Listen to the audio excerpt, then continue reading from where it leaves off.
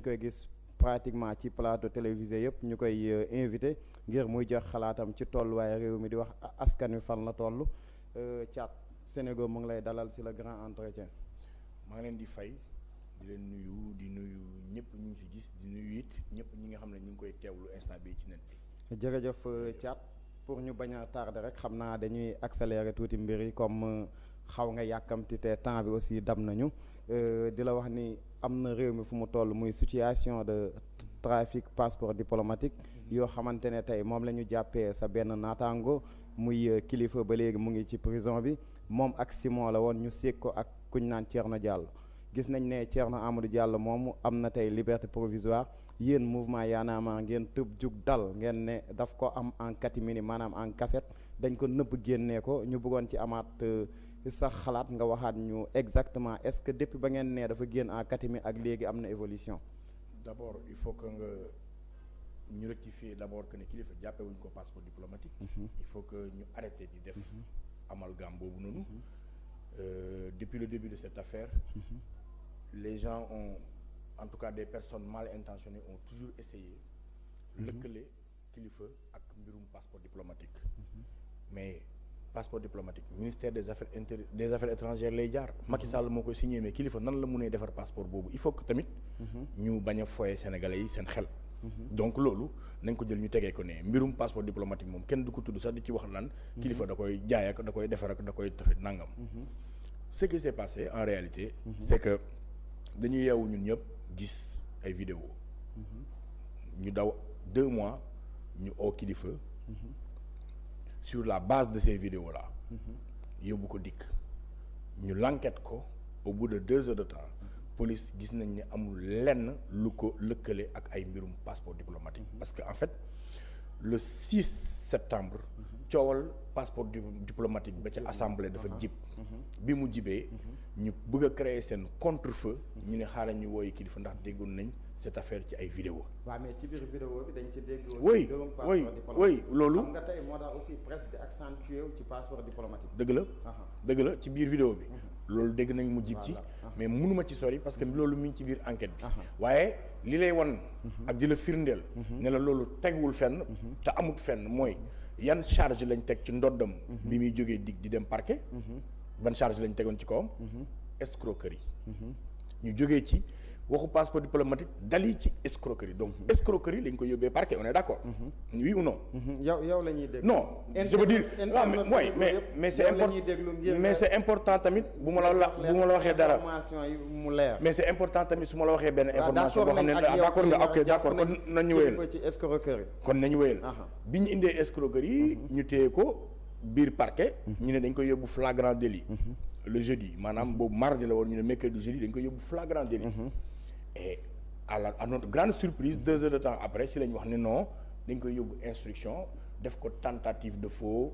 tentative de trafic de migrants. mais tentative de trafic de migrants mooy ñi nga xamante ne loi bi tubaab yi tëgg. pour yettkatu gaal yi yóbbu nit ñi ci géej gi. moom lañ ko créé loon te migrant booy trafiqué. ka nga war a trafiqué yaag moom yéen a toog noonu ñu boole leen ba même peine. xam nga loolu xelawul. ka nga trafiqué ne moom ngay yóbbu. yaa ngi moom yéen a toog yéen ñaar leen jàppandoo ci kaso bi loolu xel xalaatu ko. donc nanguwut ko. donc nga gis ne cette affaire là fin bi leen dong la woon c'est traque la woon. traque pour jekku kilifa téye ko jàpp ko am nañ buntu jël nañ utiliser nañ seen buntu. mais lu tax ngeen jàpp ne traque la. mais dafa leer pourquoi ñu jàpp ne traque la. naka la ñu munee jàpp kilifa Simon Thier. ñu bokk même. chef d'accusation. Trafic de migrants tentative la ñu wax daal tentative de trafic de migrants tentative de faux. tentative de corruption. ñoom ñett ñoo bokk même chef d'inculpation. dossier yi amul leen lu ci am différence. amul benn différence. ñoom ñett ñoo bokk même yi ñu leen tuumal. ñu bàyyi ñaar ñi téye kenn. comment on peut l'expliquer ban garantie la Thier ëppale kilifa. ba Thier mën a génn kilifa toog ci biir. ban garantie. nañ ma ko wax. est-ce que gënewu ko avocat aussi. non il faut ñu bàyyi caaxaan xam nga tey. kilifa xam nga tey Thier bañ ko jàppee. ba ñu demee ci maître El Hadj Diouf tey moom lim ñu wax tey mooy lu leer mooy tey il faut que tey nit ñi xam lan la ñu jàppee woon Thier. est-ce que lan la ñu jàppee woon est-ce que Thier tey dañu ko jàppee woon ak li mu sékk ak gaay wala Thier dañ ko jàppoon ak beneen problème parce que Thier aussi quoi qu'on puisse dire même bu ñu xoolee dossier bi mais dalaa jox daf ne Thier complicité lañ ko fa téye.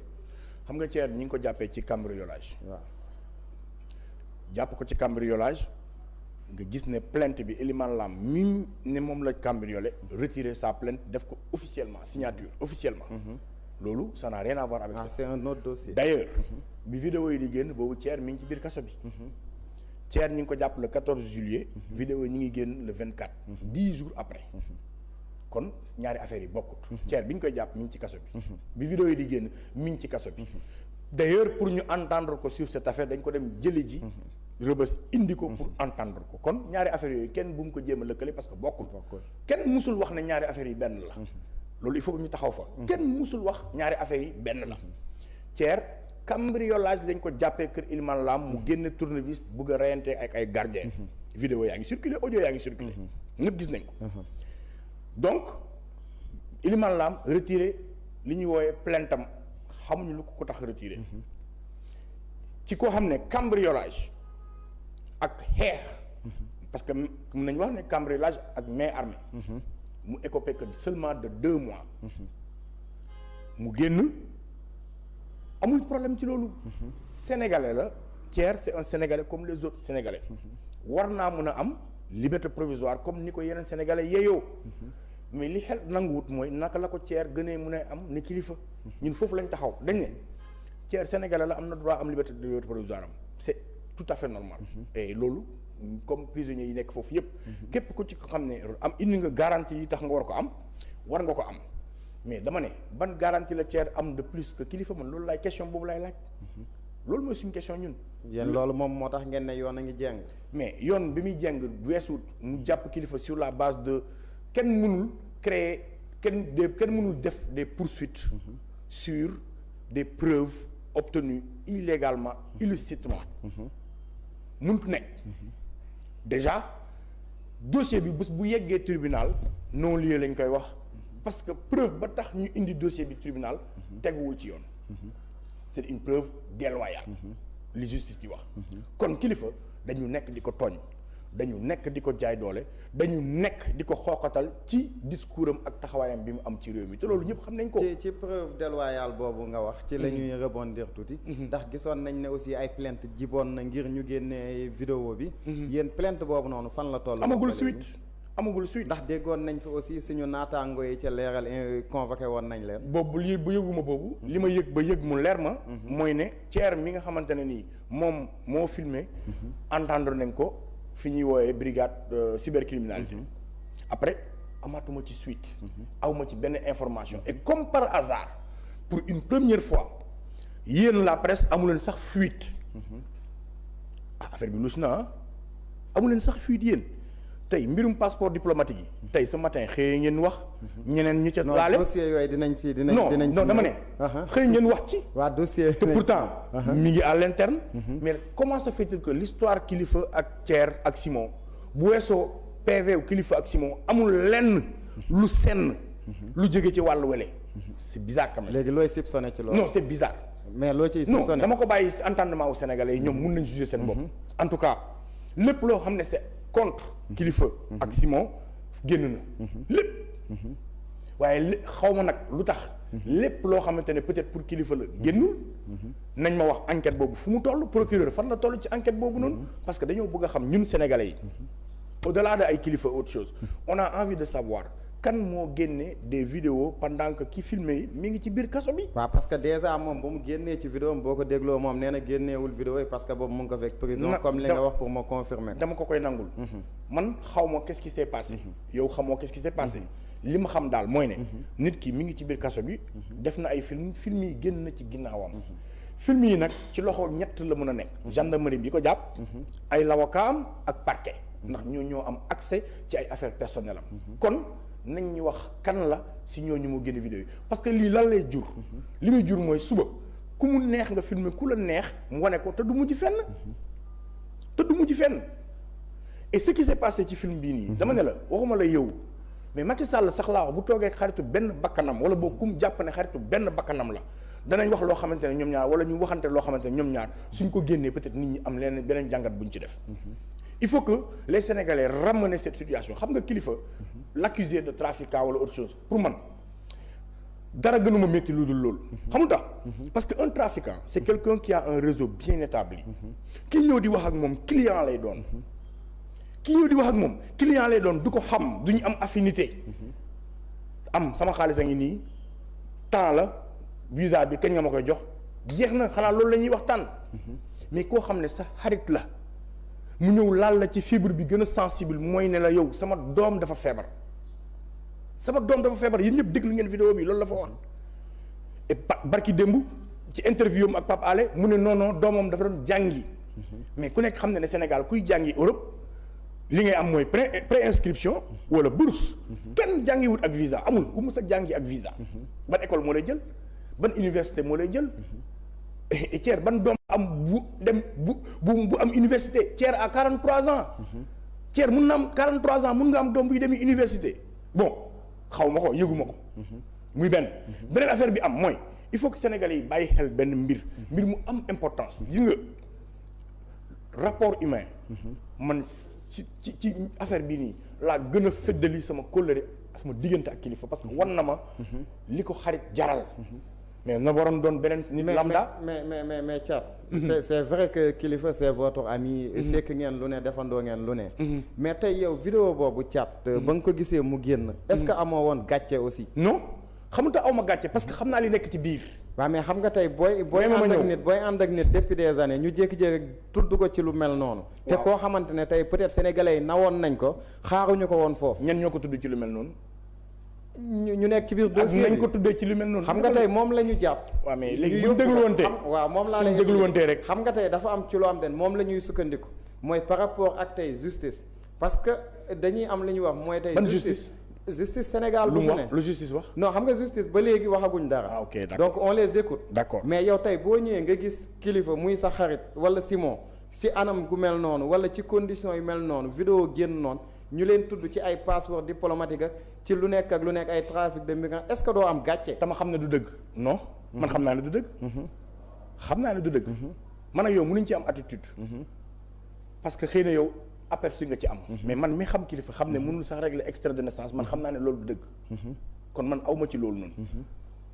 d'accord naa nag ak sénégalais bépp bu ci am lu la naqari comprendre naa bépp sénégalais bu ko ñaawlu parce que xamoo la ca biir mais man mi xam kilifa xam li mu mën ak li mu mënut te nga dégg ko mu ne dinaa def tout ce que je pourrais pour utal le rendez-vous amul fenn foo dégg kilifa ci kaset mu ne la maa ngi lay utali visa je vais te décrocher un rendez-vous on est d'accord ou pas loolu la wax ci vidéo bi mu leer ay yow man su ma ñëwoon ne la damaa amee hémorroïde nga ne ma xaaral am na benn sëriñ bu ma xam buy faj hémorroïde mun na nekk non Sénégal kan moo xamul ku xam tout est possible non Sénégal kan moo xamul ku xam Sénégal kan moom yow man tey bu ma soxlaa numéro téléphone borom Sénégal bu ma jaaree ci yow du ma ko am si lan moo ci nekk ci loolu noonu lu illégal c'est-à-dire que je dis pas que li am ci kii bi mënu ma cee sori mais li ma la mën a wax boo wax la ko mooy ne dama ne la li leen bëggoon gëmloo ci vidéo boobu noonu su nekkoon mooy dëgg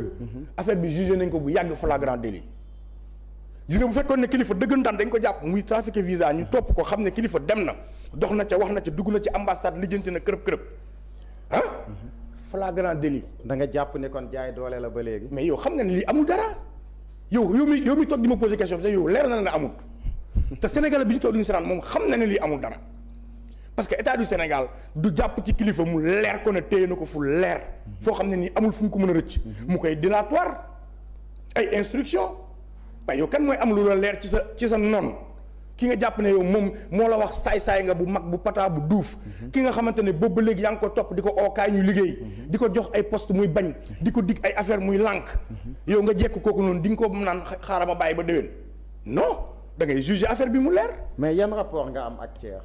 mais Thier man sama xarit la du tey mooy tax may niyee ne du sama xarit. parce que Thier ci biir vidéo bi nee na moom moo la sauvé yow mii ci boppam. waaw xam nga loolu waxul naxa sa xandang la. xanaa kon Thier mooy procureur. xam nga moom lañ. non damay ndax Thier mooy procureur. moom mooy juge. déedéet loolu laa ci mën a tontu. man c'est que dama bëgg nga xam ne. dossier bi mënu ma ci sori ci yu bëri. je m'en tiens à cela. dama ne tudd na ma ci. yóbbu ma ci kanam procureur. ñu laaj ma lañ may laaj ma tontu ko ñu bàyyi ma dem. juge bi oowaat ma ñëw mu laaj ma la may laaj ma dem. nga dem loolu laa ci xam. bu fekkee Thierre mooy procureur wala mooy juge man xaw ma ko woon. je viens de l'apprendre. tey nag du tax ma ne xamuma ko wala ma beddi ko. sama xarit laa ko jàppee woon démb. 95 bi ma koy xam. ba keroog. vidéo yi di génn. mus ku ma yeewoon ci gént ne ma Thierre dina def loolu du ma ko gëm. du ma ko gëm parce que musuma ko gis ci lu ñaaw parce que ku dee ak sa bàmmeel du tey mooy tax may wax lu dul dëgg ci moom. alxuraan laa ko xamal mu koy déglu ak di ko jàng. kon ba ci biir otoom li mu wax génneewul vidéo yi. non xaw ma. loolu mënu ma cee wax. non man ku ma waxoon sax ne Thierre mus naa teg tànkam police du ma ko gëm. bay dem kaso ñu naan ma 2020 mi ngi fa woon 2019 mi ngi fa woon 2017 mi ngi fa woon et que c'est un récidiviste biir Rebeuss ku ma waxoon loolu du ma ko gëm. mus ma ko woon xalaat ci sama àdduna parce que xamaluma ko musuma ko xamal lu ñaaw musuma ko gis ci lu ñaaw jàmm lañu seq ak teraanga mais loolu laa mën a wax ci moom quoi parce que loolu mooy la vérité. maintenant am naa déception am naa naqar.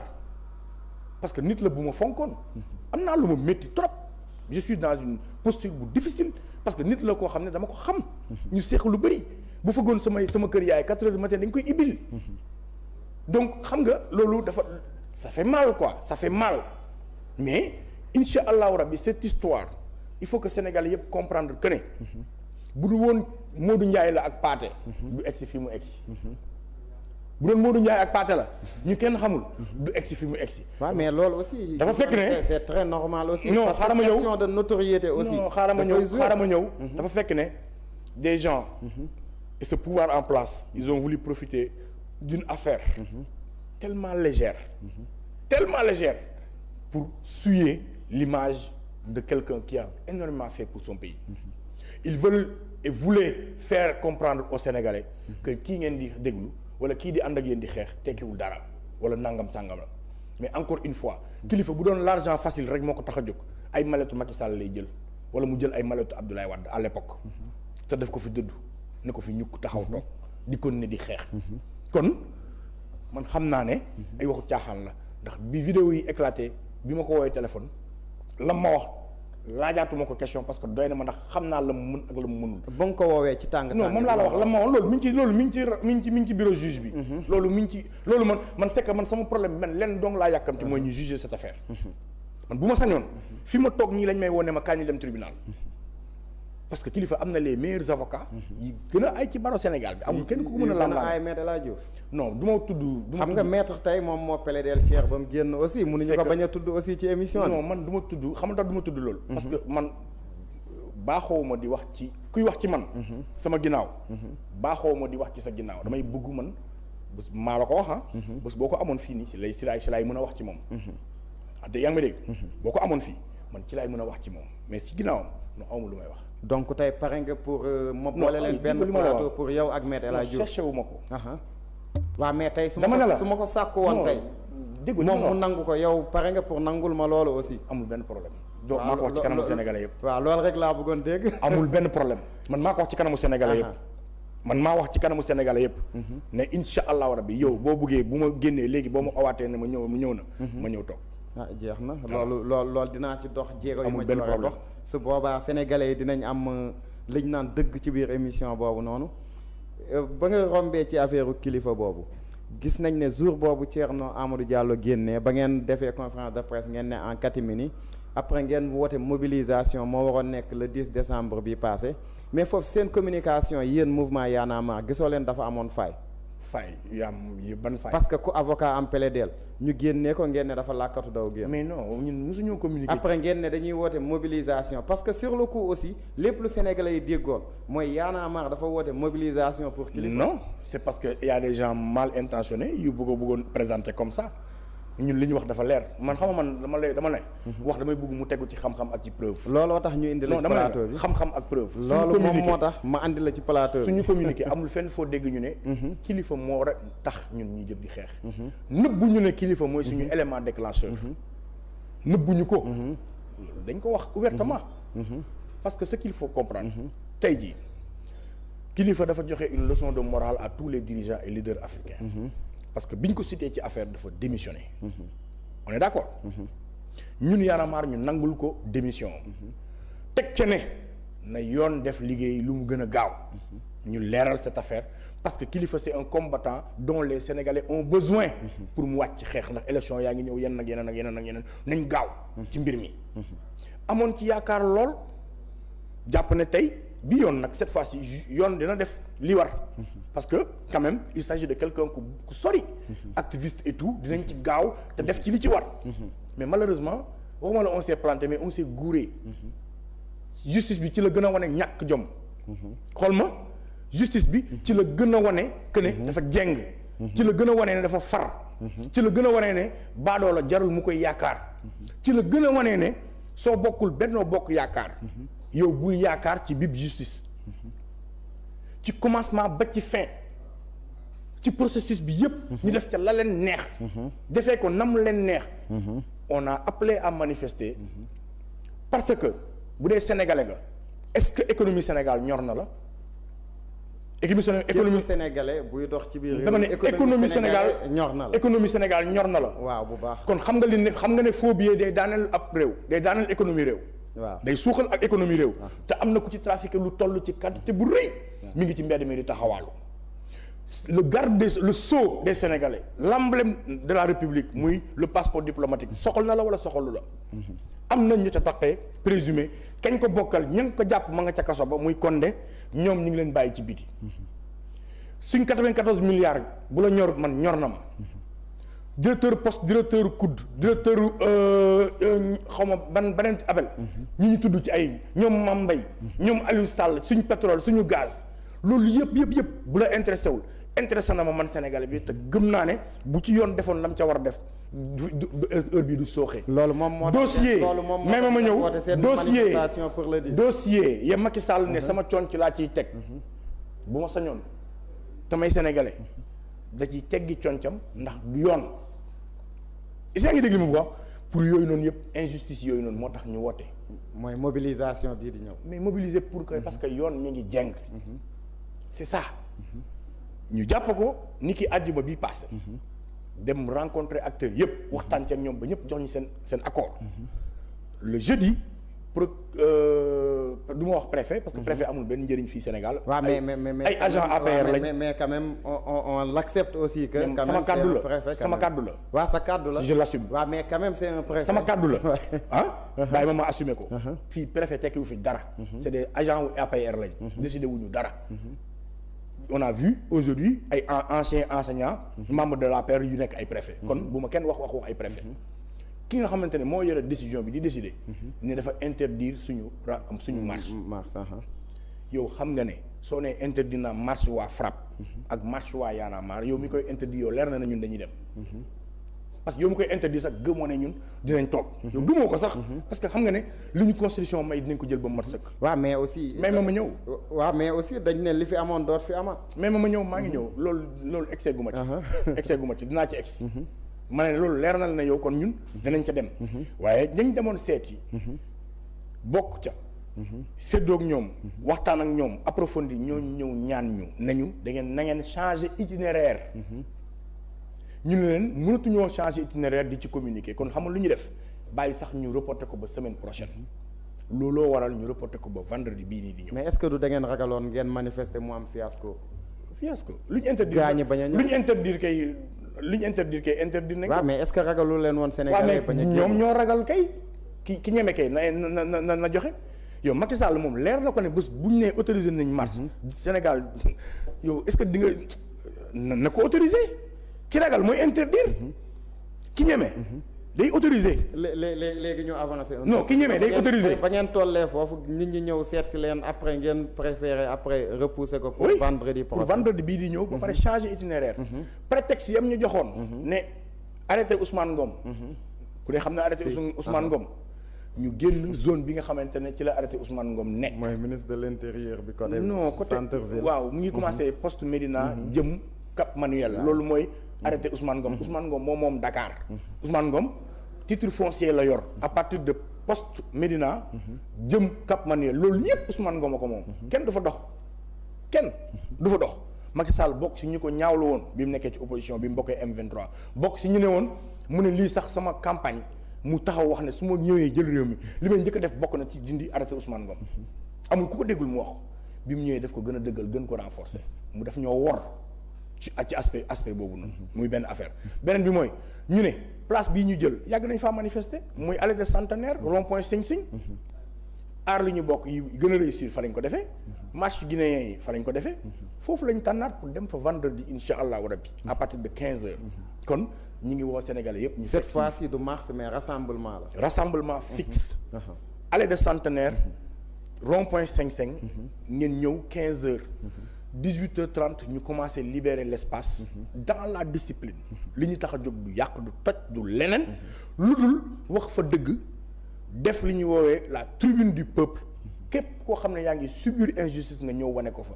na ñëpp ñëw ànd ak seen ay famille c'est pour la République. mais cette fois-ci da ngeen di xaar autorisation préfet wala. mais ñu ngi leen di déglu def nañ li ñu war a def.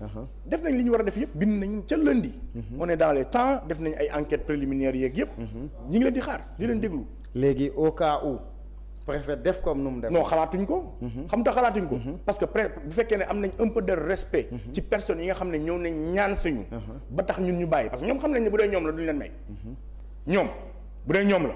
nañ wan nag seen bonne foi cette fois-ci waa jàmmi réew mi ñëwoon wax ak ñun ñoom nañ wane seen bonne foi pour une fois que cet état là na wane bonne foi am parce que bu fekkente ne ñun la ay nit mën a ñëw ñaan ñu may leen ñoom bu ñu mayul nit ñooñu loolu ñoom ak askan bi la ñoom ak askan bi la parce que Macky Sall li mu bëgg mooy rapport de force parce que moom xam na ko ne bu interdire dañuy dem xam na ko il le sait.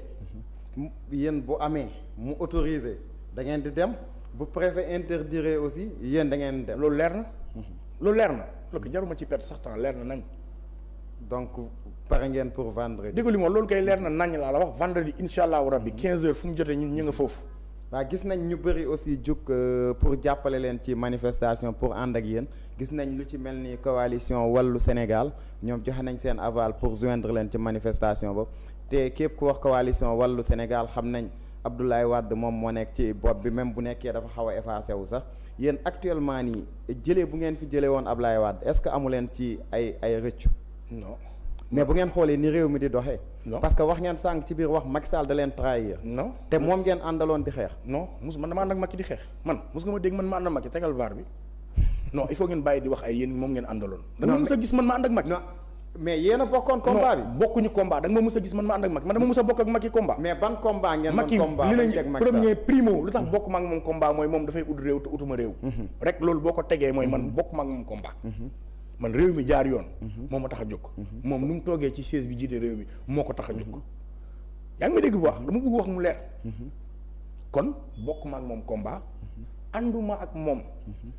musuma wax Modou Ndiaye wala Pathé. votelal Macky Sall Thiat dañ bëgg j'ai combattu Abdoulaye Wade non déglu ma j'ai combattu Abdoulaye Wade. xam nga tey Thiat logique pour logique. waaw Thiat bu ne damay combattre Abdoulaye Wade. waaw Macky Sall ne damay combattre Abdoulaye Wade. waaw ñu bokk yoon bu ñuy jaar pour jëlee fi Abdoulaye Wade. li tax waxoo Ibrahima Fall donc lu tax waxoo Ibrahima Fall. lu tax waxoo Duma Dieng Jaxate. mais Thiat non defal naa fi non defal naa Thiat moo toog fii xam nga Thiat bu toogee fii aussi Macky moo nekkoon le seul candidat. non Macky du woon le seul candidat mais moom moo jiite réew mi fu mu defal nànk dama parce que combat boobu aussi quoi qu'on puisse dire bañ ci génnee aussi Macky Sall moom moo gagné. waaw léegi mën nañ déglu woon y avait combien de candidats. yow la ñuy déglu. non y avait combien de candidats. bari woon na. 13 candidats. waaw d'accord. léegi bu Sénégalais yi indee Macky Sall deuxième tour man da nga ma dégg ma joxe consigne de vote. non. on a été très clair votez qui vous voulez sauf Abdoulaye Wade su dee mu doon tey ma defaat ko troisième mandat duñ ko may kenn Sénégal loolu dafa clair bu Sénégalais yi indee Macky Sall deuxième tour nag loolu ña ko fal ba mu ñëw deuxième tour may ko 25% ñooñu la mais ñun on a été clair dès le début ànduñu ak Modou ànduñu ak Pathé 2019 bii moo ci mujj Y'en a marre a toujours été clair ànduñu ak X ànduñu ak Z voté leen ku leen neex xam ngeen bu baax li fi ne xam ngeen bu baax liñ soxla xam ngeen bu baax candidat yi kañ ciy tànn ñun consigne de vote joxewuñu ko et loolu amul kon képp ku ñuy lëkkale naan yéen a àndoon ak Macky Sall xam nga da ngay wax lu la neex amul waaye nag daan nañ organiser suñu manifestation Macky Sall da ca ñëw comme tey ni ci keneen mën a ñëwee parce que à un moment donné sur des questions de principe on se retrouve tous autour de l'essentiel aujourd'hui sur la question de yoon mi ngi jeng mais tous les partis politiques vont venir xanaa kon man dama far ci parti politique yooyu noonu yëpp non parce que il s'agit du Sénégal quand il s'agit du Sénégal kenn amatul casquette ci réew mi ñëpp sénégalais la ñuy doon simple bu ñu jógee ci loolu ku duggaat sa oto dem nga doonaat la ngay doon man ajjuma doonuma yaanamariste sénégalais lay doon vendredi ginnaaw suba sénégalais la Guy Marius di doon la keneen ak keneen di doon ñëpp ñuy ñëw ci place ba Sonko sénégalais lay nekk Barthélemy sénégalais lay nekk keneen ak keneen kuy ñëw sénégalais ngay nekk ñoom Alioune Tine ñoom Moundiaye ñeen ñëpp ñuy war a ñëw ay sénégalais dong la ñuy doon bu ñu delloo nag ku nekk doonaat la nga doonoon loolu c'est une vérité je ne suis gêné nullement pour aujourd'hui waxtaan ak waa jàmmi réew mi xaw ma ku leen jiite ak ku nekk seen ginnaaw ça ne m'intéresse pas li ma xam mooy toog naa ak ay kilifa ñu wax tënk teg te ña ma toogal respect la ñu seq bu mutuel te waxu réew mi moo ñu taxoon a jóg jàmmi réew mi moo ñu tax a jóg soxlay askan moo ñu tax a jóg et bu dee soxlay réew mi la ragaluma cee dugg fen waaw ci soxlay réew mi noonu ci mën nañ ci taxaw parce que bu ngeen demee ba tëgg ne da ngeen war a manifester dem ngeen seeti ku nekk seeti ngeen ko pour taxawal seen mobilisation mais gisuma benn yoon wala dégguma benn yoon seeti ngeen tey ñu nekk Benno Bokk Yaakaar te bu nekkee réew moo leen tax a jóg ñoom it c'est des Sénégalais non man awma affaire ak waa Benno Bokk Yaakaar qu'est-ce que lu may def ak waa Benno Bokk Yaakaar mais il faut que quand même qu'on soit logique quoi Benno Bokk yàqal Sénégal ñoo yàq réew mi man ma dem di leen seeti pourquoi ngir woo leen ci mobilisation mais pour lan laa leen di woo xamuñ seen devoir ñoom Benno Bokk yàqal Sénégal ñu yàqal li yàq réew mi kan laa fay seeti Benno Bokk yàqal Sénégal non c'est-à-dire il faut que ñu logique ok pour man nañ waxante li nga xamante ne moom mooy autour de l'essentiel d'accord ñi ñu war a seeti nañ leen Sénégalais yi nekk ci mbedd mi dew ma ci kër ku ne seeti la dama laa yëgal waa Benno Bokk Yaakaar Macky Sall yëgal naa ko du nee na justice bi dafa indépendante waaye mooy teg yenn dossiers yi ci concom nee na justice bi dafa indépendante mais bu yëgoon ne Barthélemy dañ koy day wax buñ ko oogum xam nga kooku moom wane na ndax indépendant na am déet moom na ñëw sama appel solennel woon naa ko Macky ñëwal vendredi ñu marche pour justice libre et indépendante comme nañ ko daan defee le 23 d'ailleurs Macky sax moom laa bëgg a def invité spécial Macky ñëwal la nga doon xeex ak ñun 2011 kaay ñu xeexaat ko justice bi à 2 vitesses la jubut taxawut baaxut dafa jeng Macky ñëwal ñu xeex ko man invité naa ko solennellement ci yoon a ngi jeng boobu est-ce que aussi bu ñu xoolee aussi li fi jotoon a xew ci mois de mars gis nañ xëy na peut-être ñenn ñu nekk ci mouvement Y'en a marre ñoom ñëpp ils ont soutenu Ousmane Sonko ci xeex boobu te su ma juumul aussi Adji Sarr sénégalaise la est-ce que foofu noonu aussi Y'en a marre jengul waaw loolu far la far ak jeng bokkut justice dafay tëddee njaaxaanaay yéen da ngeen far dama dossier Ousmane Sonko ak Adji Sarr on assume nos responsabilités dañoo far ci côté fi ñu jàpp na ñun mooy dëgg te loolooy dëgg dañ ko assumer bu doon Ousmane Sonko simple individu ak Adji Sarr simple individu damay toog ma setaan yéen fan ngeen sukkandiku ba jàpp ne Ousmane Sonko li mu wax mooy su doon Ousmane Sonko ak Adji Sarr ñaari citoyens sénégalais damay toog ma setaan mais quand il s'agit de Ousmane Sonko leader d'un parti politique de l'opposition mu topp ci lignée wu track des opposants bi Macky Sall tàmbali depuis bi mu nekkee au pouvoir là ça m'interpelle là ce n'est plus une question de nit ak nit c'est comme l'affaire Kilifeu ak Thier affaire Kilifeu ak Thier ci nit ak nit la déparé fin bi fi mu mujj mooy traquer un activiste pour mun ko anéantir loolu mooy dëgg bi bu doon Ousmane Sonko ak Adji Sarr kese lu ci indi ay bunkeriser buntu kër Ousmane Sonko quartier Sacré-Cœur lëmb lu ñu ci indi ay gaawantu pourquoi Ousmane Sonko kese la pourquoi en une semaine ñu lever immunité parlementaire en une semaine ñu oo ko yow kay da nga gën a dëggal ne ñii ay tappalekat lañ parce que bi nga xamante ne ay député Benno Bokk Yaakaar le ministre a dit j'ai mal aujourd'hui pour lever immunité parlementaire ñu bokk ci man ministre de la République kon xam nga ne kooku tëddeewul ñeex te waxul woon loolu et puis il faut qu'on arrête fii Sénégal tant que le parquet dépend de la chancellerie yoon dafay dëkk di jeng il faut une réforme totale de notre système judiciaire nañ indi Moussa Pathé nañ indi 100 000 procureurs dajale leen boole leen si le système reste le même yoon toujours day jeng donc à chaque fois da ngay militer pour ñu changer système bi. mais il faut que ñu changer système bi ñoom magistrats yi seen bopp wax nañ ko. c'est pas qu'on n'a pas de bons juges. ni de bons magistrats. système bi moo tëddee nii. que parti au pouvoir mooy teg loxo juge mooy teg loxo justice parce que c'est le moom mooy présider comment dire cour suprême de la magistrature moom moo ko gérer. waaye yow su ma la déggee kon problème bi nekkatul Macky Sall mais système bi la. mais Macky Sall daf ne woon da koy changer. jël ay milliards jox Amadou Matar Mbow. pour mu tëggaat ay loi anamu Amadou Matar Mbow de soriwul fii mi ngi point E gii. ana rapport yooyu noonu. ana rapport assises nationales yi Macky signé woon entre les deux tours xam nga kon Macky signature moom jarul dóor sa doom. tekkiwul dara. kon Macky moom vraiment mënatu la wax loo gëm yow. mais Macky mën na wax dara sénégalais mu gëm ko yow mës nga gis sénégalais buy toog ne Macky moom wax ma gëm ko dégg nga discours am bu mujj bi mu ne du ma def dara lu anticonstitutionnel. waaw loolu la wax. waaw il est en train de nous préparer que constitution bi suba conseil constitutionnel validel ko candidature mu ne man conseil constitutionnel moo ma ko validel conseil constitutionnel bi nga xam ne Macky da ko ŋaññi en 2011 partout. après un peu de morale quoi pour man bon waxu Macky du ma ci sax perdre sama temps. donc troisième candidature boobu moom mënatul am. ci Sénégal loolu du ma ci wax. non du ma ci wax Macky neen du ci wax pourquoi ma ci wax. ah mais da ngay emprunter posture président. non moom neen du ci wax. damay bàyyi ba mu wax ci bu ci waxee ma wax ci. bu ci waxee rek nga doog. bu ci waxee ma wax ci. waaw ah mais Macky tam avertir na askan wi avertir na leen aussi. mu ne neen li fi amoon. du fi am lan moo fi amoon. ñëpp génn ku si nekk di toj ku si nekk di xeex di manifester par ci par là. di toj toj am na fi. kan moo doon toj.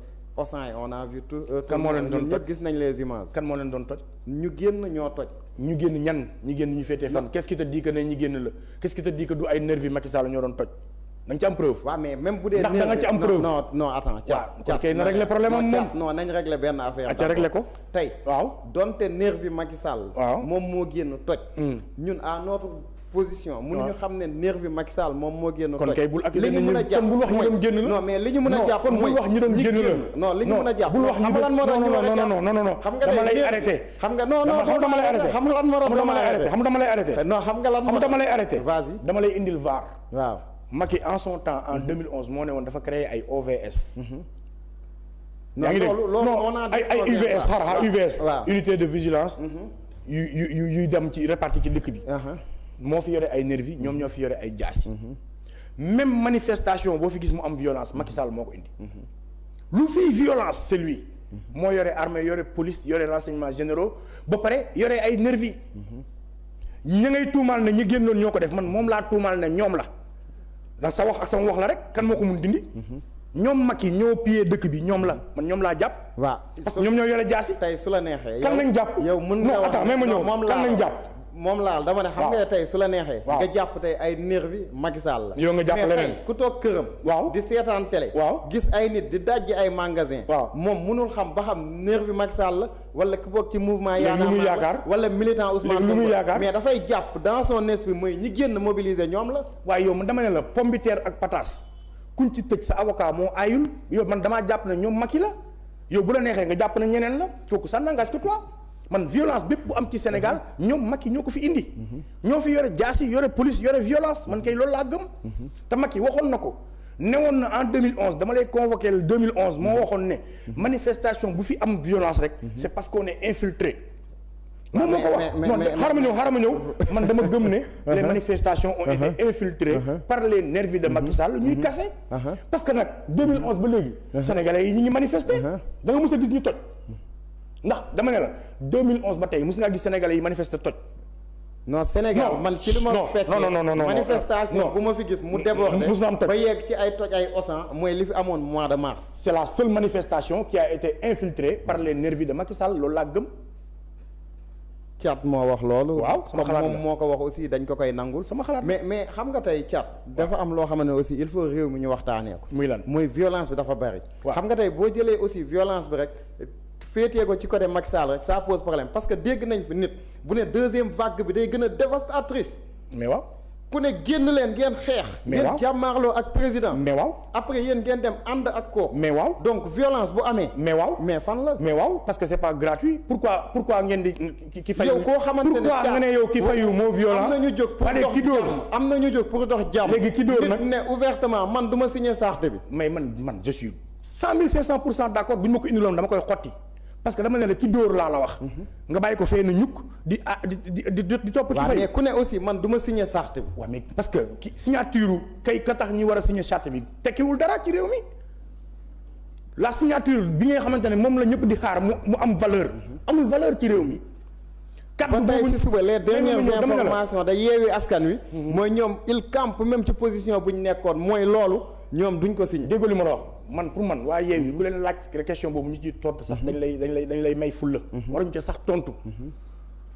ñuy wax pour ñu signer charte jàmm nañ dem wax Macky Sall mu juger ñi defoon 14 mois où sont les responsables nañ leen jàpp. waaw mais bu ñu demee. may moom ñooñu aussi ku defoon conférence de presse finalement après convoqué. finalement yaay def émission bi non finalement yaay def émission bi. vas-y ñu ngi lay finalement yaa koy def. vas-y wala bàyyi ma poser question vas-y internet kon boog may ma wax dama ne.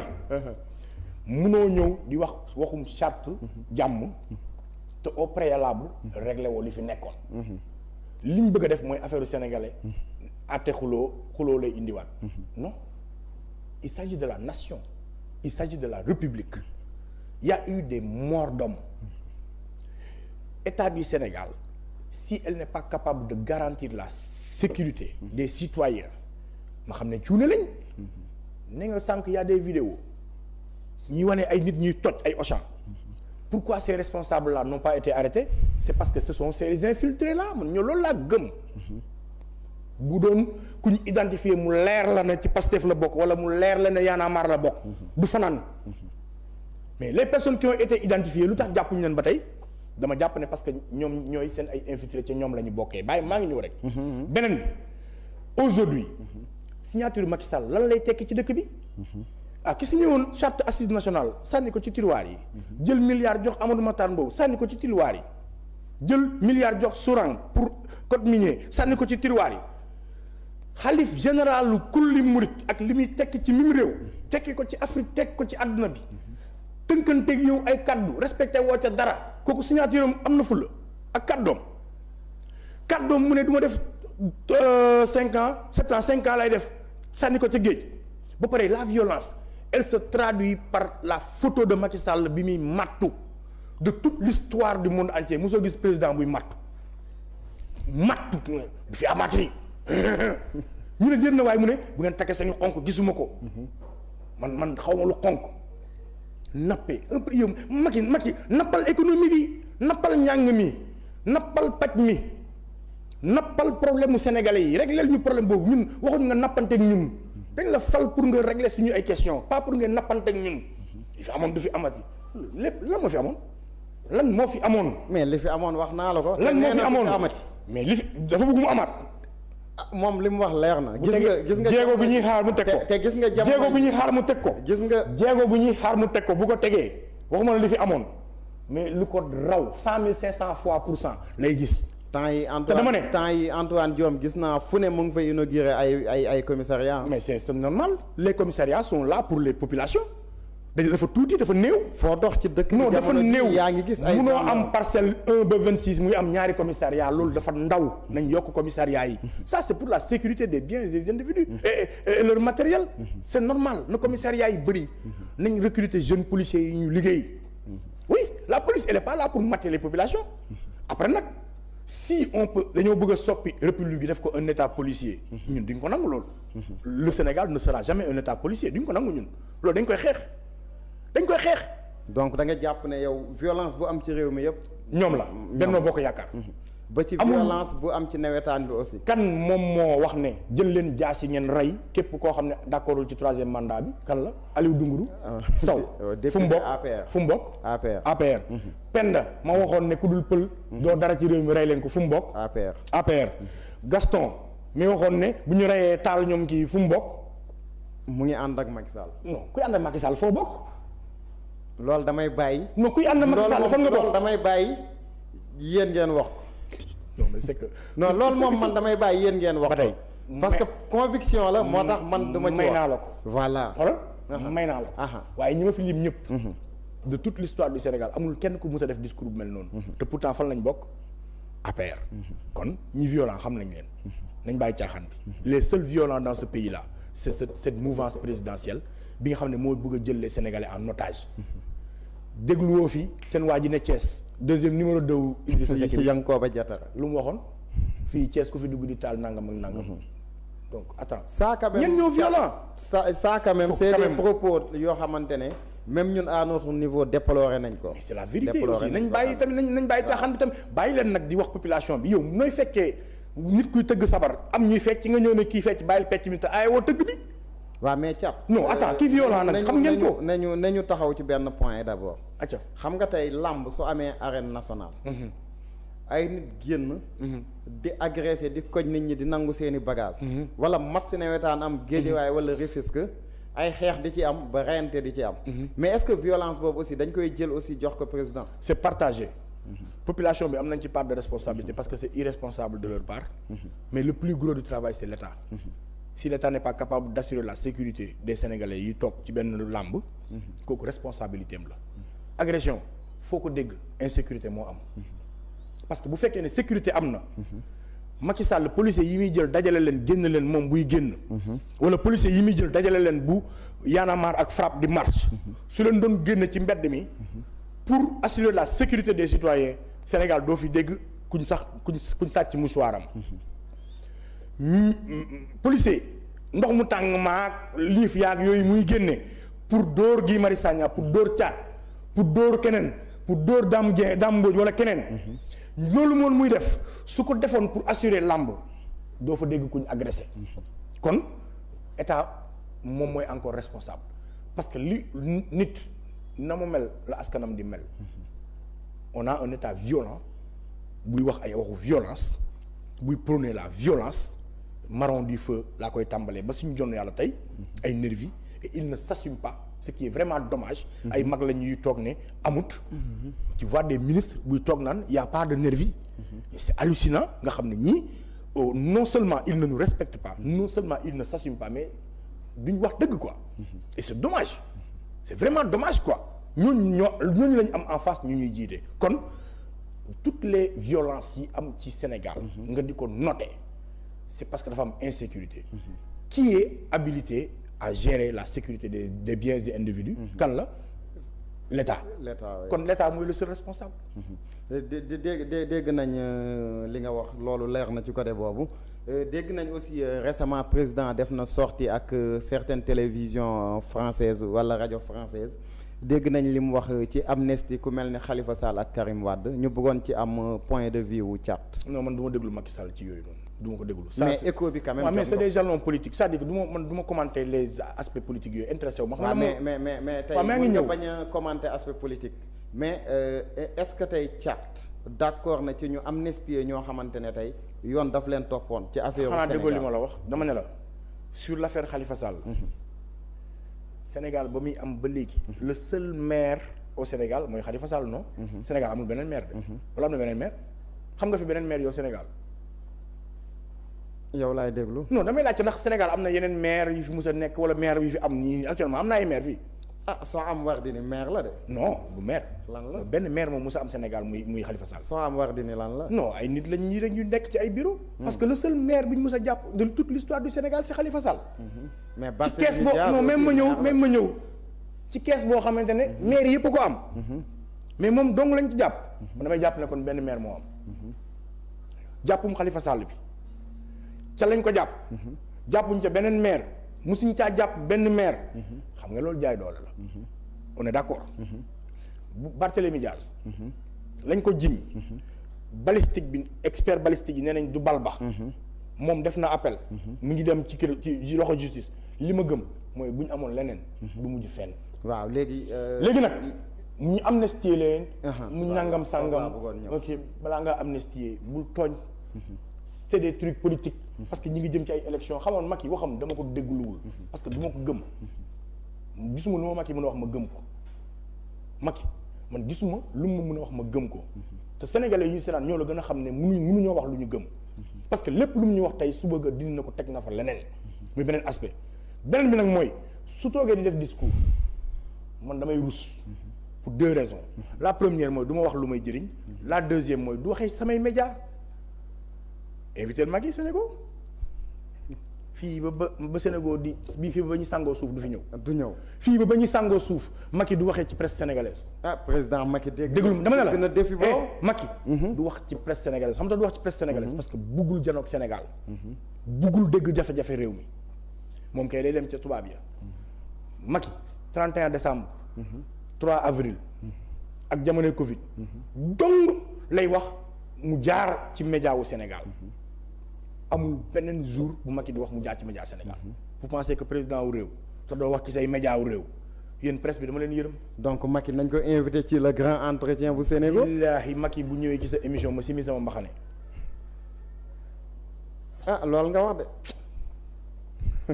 mais ci question bi avant ñu ciy jóge wax nga Khalifa Sall ba jàpp ne dañ ko tooñ wax nga Barthélémy Dias ba jàpp dañ ko tooñ mais question bi aussi boole woon nañ ci Karim Wade. mais waaw tuddoo ko ci. mais Karim Wade man Macky mook 25 personnes la waroon boole jàpp mook 24 personnes ñuy 25. moom kese la Karim kese lañ jàpp. ñu xëy jour match Sénégal. Karim Wade di jël avion dem yoonam un prisonnier boo xam ne guddi la génn ak passeport am dem man ba tey dama bëgg loolu leer. qu'on nous explique qu'est-ce qui s'est passé. te gisuma dërëm bu ñu indi. gisuma dërëm ak 15 bu ñu indi ne lii Karim moo ko sàcc. xanaa jàpp ay alalu bourgeois la xaw ma keneen ak keneen naan Karim a ko moom te mënuñ koo prouver te avant loolu ñu takk seen rajo di wax ay milliards et milliards. mu nekkoon une demande sociale. man tey dama rus la montagne a accouché d'une souris kon Macky lam waxoon moom la def réduire l'opposition à sa plus simple expression loolu la bëggoon def. donc ci logique am boobu ci la. kese la topp traqué opposant traqué activiste. ci loolu lay dox amul leneen ci lu muy dox. ñemewul xeex ñemewul jongante ñemewul débat d'idée li mu mën mooy màttu. mais ba mu demee France nee na leen seen leader ragalul ku ragal rek mooy wax ragaluma ku ñemee dina wax ragaluma. loolu la wax nee na moom ragalul de. mais ku ñemee du wax ragaluma. ku ragal mooy wax ragaluma. xam nga dof moom mooy wax dofuma. semaine bi gis nañ ne assemblée aussi retour poste premier ministre gisoon nañ président bi ngay wax ne xëy na peut-être àndoo ak moom mais moo fi jëlee woon premier mi mu indiwaat ko. lu ko neex la defoon da nga jàpp ne échec la wala. mais dafa gis ne li mu doon def moo am njëriñ ba amatul jot pour toppatoo réew mi. non war a dem nekk président Union africaine. il se rend compte que li mu defoon noonu tegoo ci dara. il se rend compte que erreur Macky s'est débiné. il s'est dédié à travers un acte. j'aurais aimé qu'il ait la hauteur ñoo toog ne fast track laa waxoon mais en réalité li ma bëggoon du lii wala juum naa wala nangam. donc gisoo ni fast track bi. mais contraire fast track lan la. non mais gisoo ni fast track contraire fast track mooy lan slow track. yow bu fekkee da nga gis track bu gaaw. wax ma ko da ngaa gis train bu gaaw. Macky a avoué son échec. à travers cette loi pour ramener le premier ministre mooy wane ne échec na. échoué na lamentablement. parce que kenn mënul comprendre nga def campagne électorale 21 jours musoo tudd benn minute ne damay dindi poste premier ministre. nga ñëw 3 jours nga dindi ko. xam nga il est tout le temps dans des calculs politiques réew mi ñoru ko. c'est ça le truc. gis nañ ne démb aussi lu fi xew ba tey la tàmbali muy mercredi suñu mbokk séeréer yi gars yi yokk mburu bi yokk ci 25 francs. mais gars yi yokk mburu mi lu tax ñu yokk ko du farine moo yokk.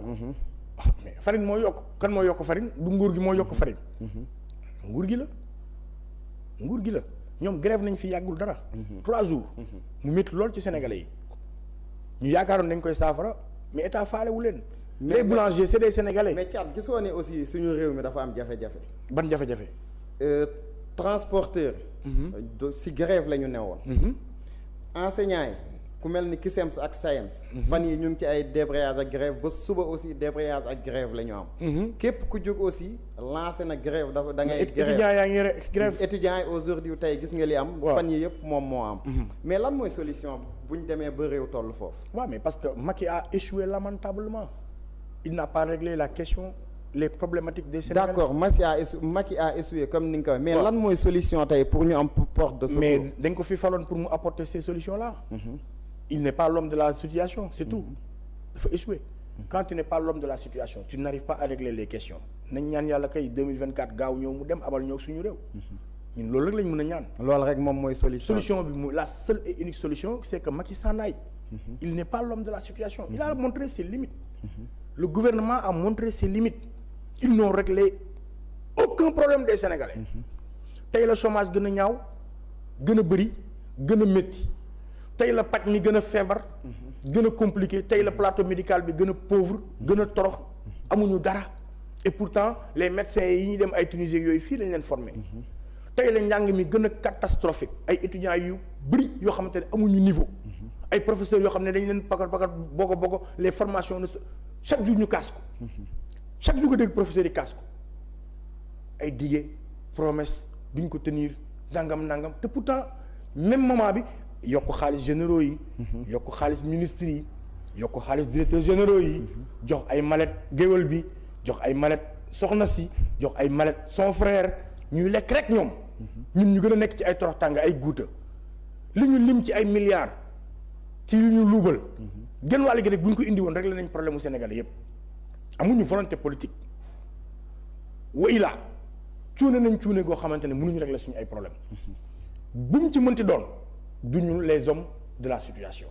kon nañ ñaan yàlla rek Sénégalais yi ngir yàlla ñu am xolu muñ. te gaaw 2024 yàlla yóbbu ñu ceeg jàmm. ñu tàggoog Benno yàqal Sénégal indi ñeneen. tey ku mel ne Djibril Ngom ak Fatoumata Fouta Tampi tur yooyu soo ko déggee sa xol lu muy def dafay baxi wala. non Djibril Ngom c'est xam nga ku dem sàcc ay affaire ñëw jaay la ko yow lan nga.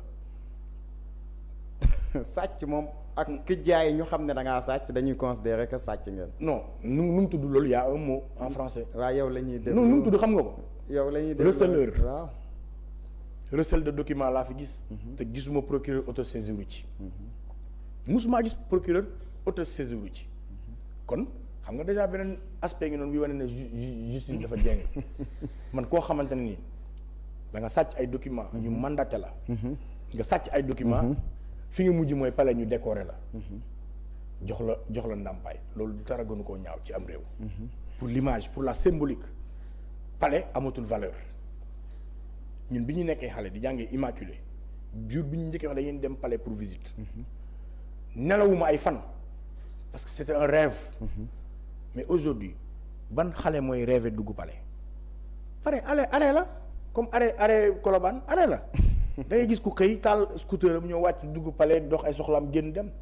génn ak ay manettes quoi Macky dafa dévaloriser. dafay génn ak enveloppe bu duggee palais. oui mais bien sûr dafa dévaloriser toutes nos institutions bu njëkk ba soo seenoon homme de tenue. mais respect quoi. bu njëkk ba da nga doon rêver doon professeur. da nga doon sax rêver doon étudiant.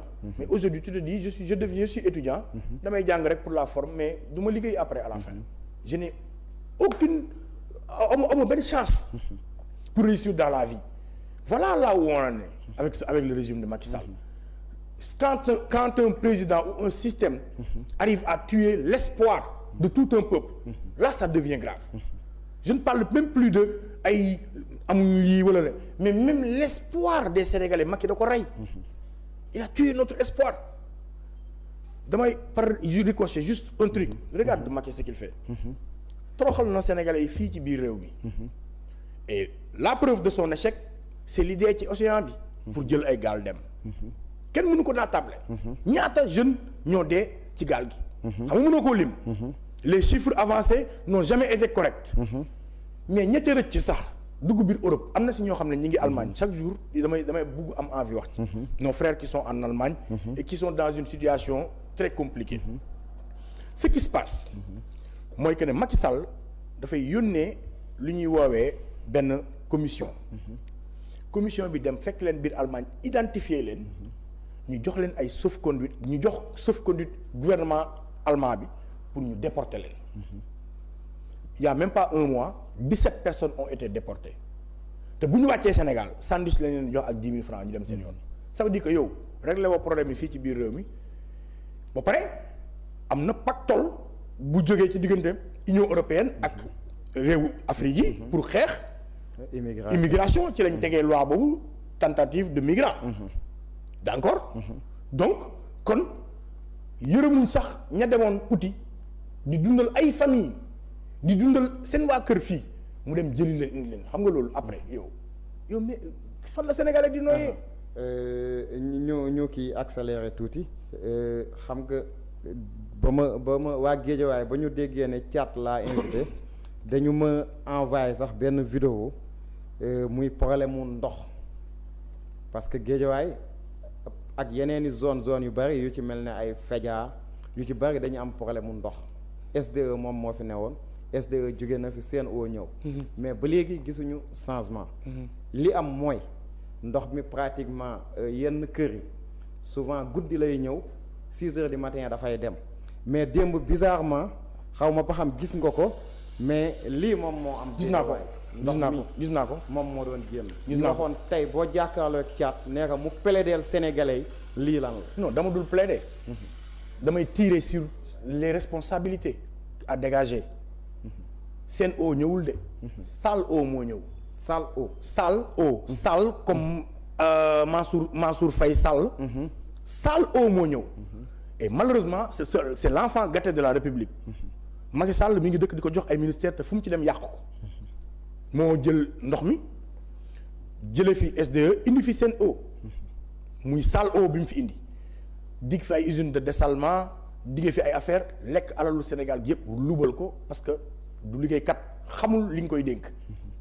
voilà le résultat potoxo la nit ñi di naan wala boog ay saafara lañ ci sotti.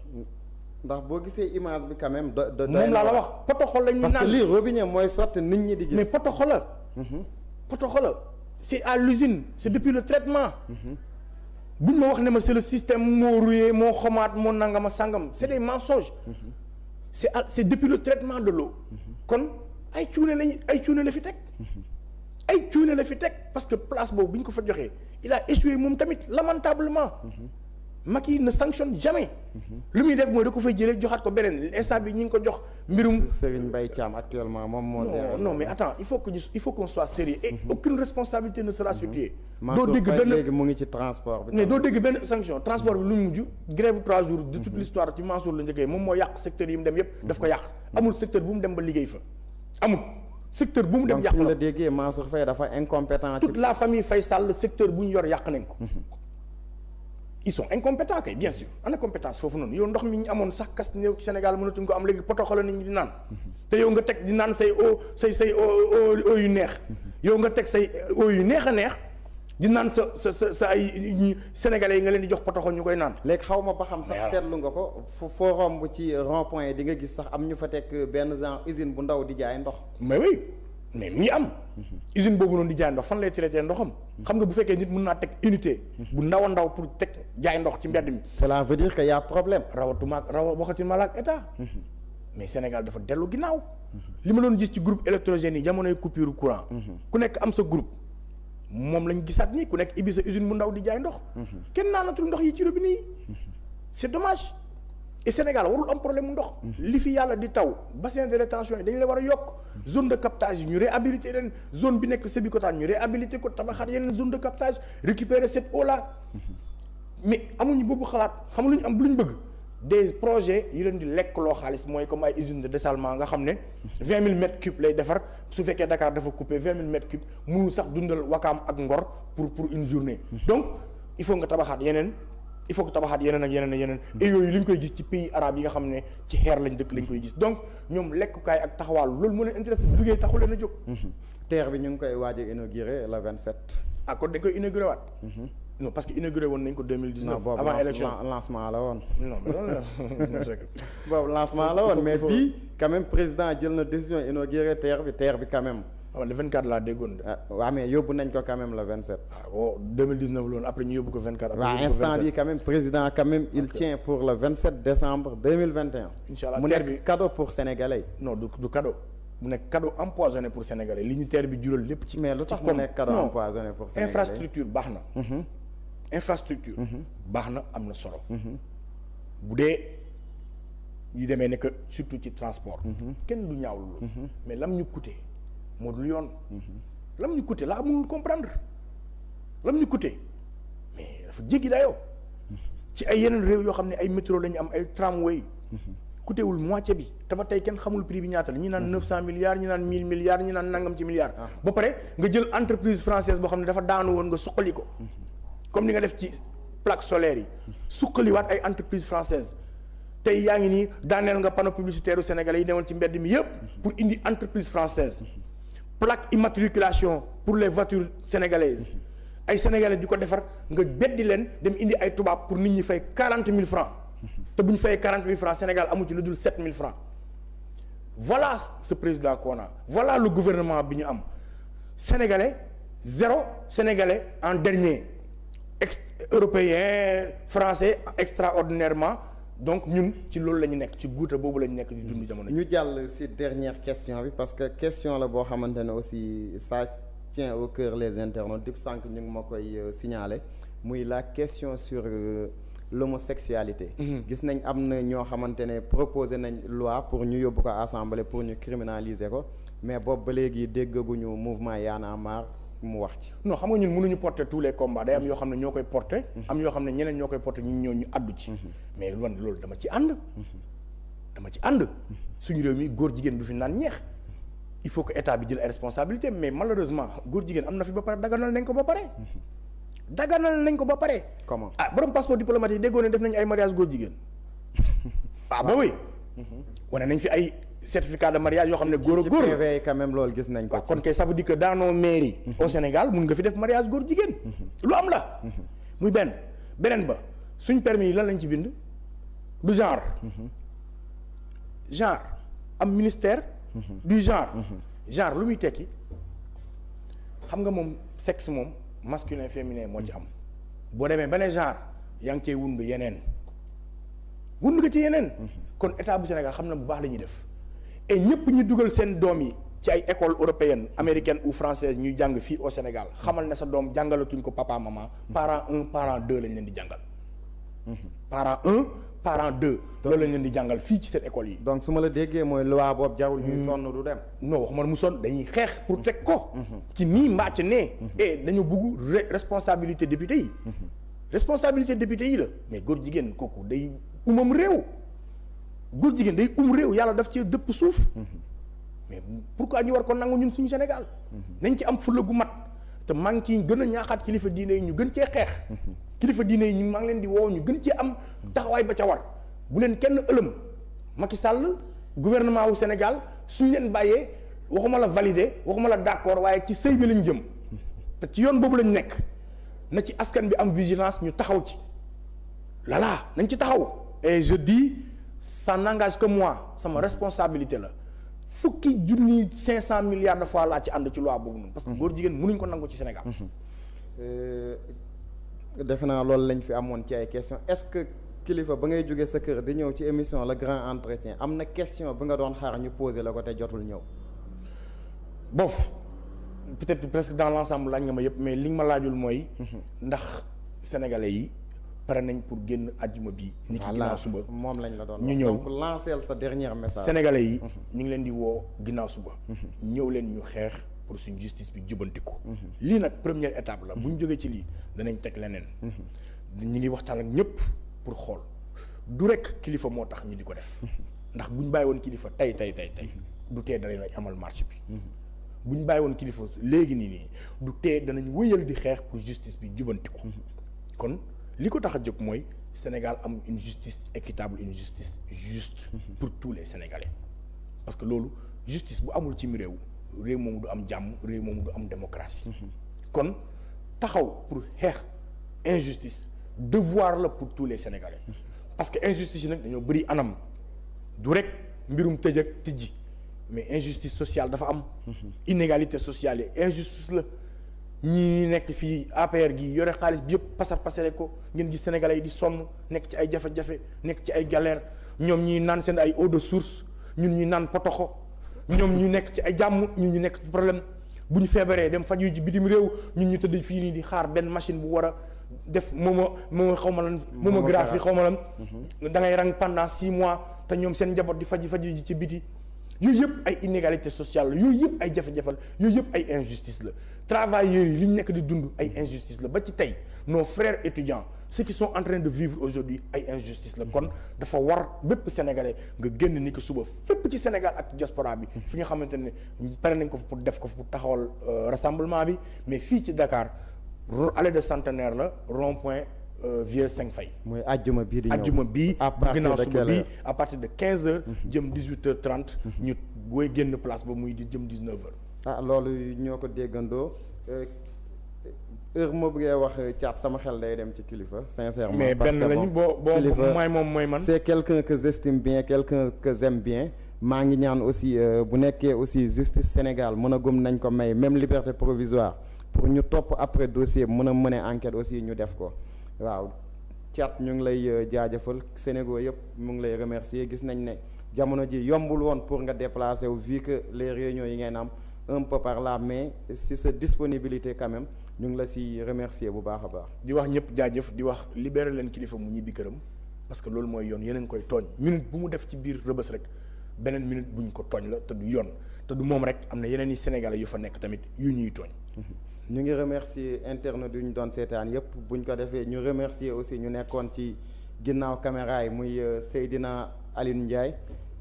di remercier aussi Ablaye moom du ma ko remercier sax parce que Ablaye gis naa ne jamono ji soxnaam laa war a remercier parce que temps gis naa ne dafa nekk ci forme depuis ba mu jëlee soxna ba léegi moom Ablaye macha allah gis nañ reportage yu muy def instant bii nii même ba biir université gis nañ mu def ay reportage yu mucc ayib di ko encourager bu baax di ko jaajëfal bu baax ñu ngi remercier aussi sama benn professeur monsieur Boy ko xam te ne à chaque fois mu ngi may suivre di seetaan émission heure bu jeexee dina ma woo ne ma lii ak lii éviter ko pour la prochaine fois di ko wax ne aussi ñu ngi ànd ak moom ci conseil yi mu ñuy jox di remercier tous les internautes di leen jox dig daje ci beneen yoon xëy na peut-être sax prochaine fois mën na nekk Thiat ak maître El Hadj Diouf comme ni mu ñu ko waxee de toute façon Thiat aussi wax na ne Macky Sall bu ñëwee ci émission bi moom mu summi mbaxaneem donc loolu yëpp aussi c'est des pistes yoo xam ne dinañ ko topp incha allah xool lañ ci mën a def di remercier ñëpp jaajëf merci beaucoup.